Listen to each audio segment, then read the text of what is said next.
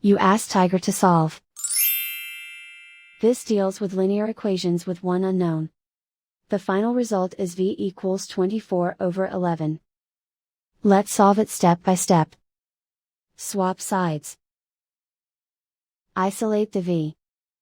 Multiply both sides by 8. Group like terms. Multiply the coefficients. Simplify the fraction.